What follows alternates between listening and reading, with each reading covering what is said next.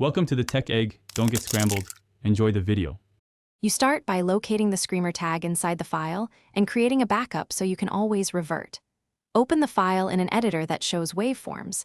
This lets you visually find the loud transient. Once found, zoom in and mark the start and end precisely so you remove only the tag. Make sure to note the file format because workflow differs for MP3 versus lossless formats.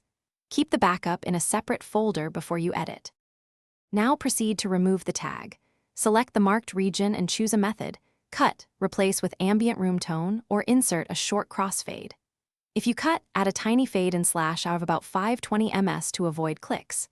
For MP3s, use frame-accurate trimming to prevent corruption, or decode to lossless, edit, then re-encode at a high bitrate. For videos, extract audio, edit it, then remux so you preserve audio-video synchronization. Finish by exporting using the original codec and sample rate, or choose lossless to avoid quality loss. Then compare the edited file to your backup by listening on headphones and speakers. Once done, verify there are no timing shifts or artifacts and that transitions sound natural.